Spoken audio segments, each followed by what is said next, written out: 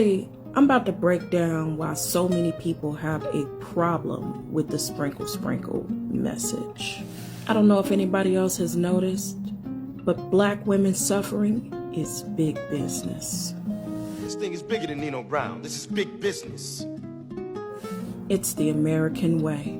And see, there are two types of people that benefit from the suffering of black women. Because see, these mewling women who continuously vie for the approval and validation of men are women who are the backbone of this here country. It keeps the men from being absolved from actually taking on a true position in a patrilineal system and producing. Okay, because as long as the black woman believes that everything is her fault and she is on a constant hamster wheel of needing to produce, she will keep these families going and keep these families afloat without the men actually coming and showing up and actually bringing the damn table for her to put something on the table. So this cycle of suffering keeps things going and keeps these men absolved of their incompetence. And there are two types of people that get off on the suffering about black women: covert and overt.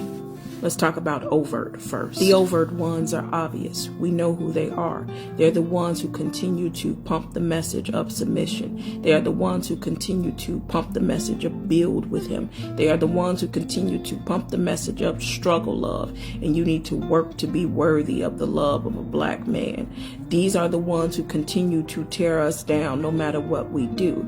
If we go to college, it's a problem. If we don't go to college, it's a problem. If we're skinny, it's a problem. If we're not skinny, it's a problem. If you got a booty, it's a problem. If you don't have a booty, it's a problem. If you're light, it's a problem. If you're dark, it's a problem. If you're smart, it's a problem. If you're dumb, it's a problem. It's always going to be a problem because they don't like you. But they need you. They want to use you. They want to exploit you. The only time it's not a problem is if you are happily suffering and convince yourself that you are doing what you need to do for the culture. But there is another character in this narrative, and they are the covert ones. Oh, and the covert ones are the most destructive ones. Those are the ones that are always there to pick up the pieces for the black woman, to patch her up, and to send her back out into the same damn sewage plant without a strategy or any kind of mentality or anything for her to break the cycle of suffering in her life. See, these are the ones who want to be the hero in the story. That's their only agenda.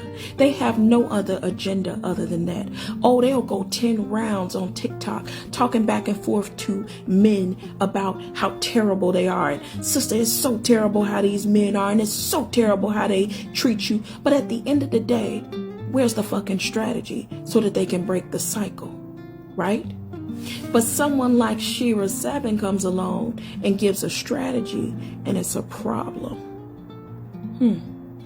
And if the last couple of months on TikTok haven't shown you nothing, this is the reason why they call so many of these men panda bears. Because they will exploit and try to conquer you all the same, just like the ones who are overt. Except they are covert. They simply just don't want to be pitted as the bad guy. See, a lot of people think that this is about upholding the patriarchy. And at first glance, it is. If you haven't studied, I encourage you to go to a YouTube page called Ashira Goddess. This is why you will then know why Shira 7 came to be. I have been on my divine feminine, dark divine feminine shit for some months now. All right. If you look through my material, you will see it. And the reason why I was talking about the dark divine feminine is because I was talking about wholeness, fully understanding of self. If you are the mother of humanity, if nothing moved or nothing would have ever came to be without you.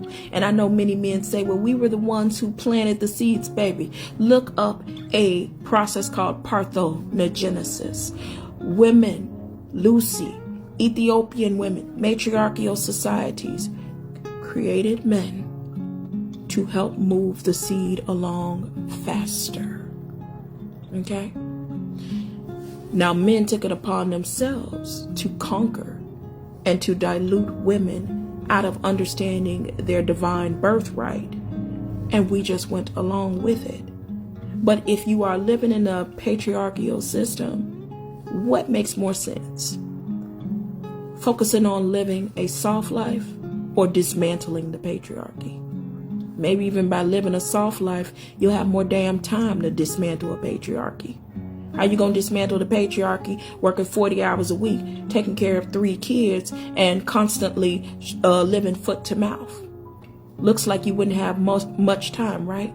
But what if you had somebody creating a life for you where you got to live the soft life, where you were absolved of struggle love, where you didn't have to consistently be in the suffering paradigm? So many of you act like the poorer men are better character. Where? Show me the facts.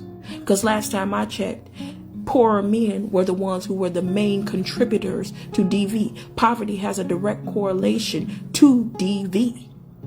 So let's be so fucking for real here. What are we really dealing with? Smoke screens. A lot of people are afraid to see black women come out of that suffering paradigm, including but not limited to black women.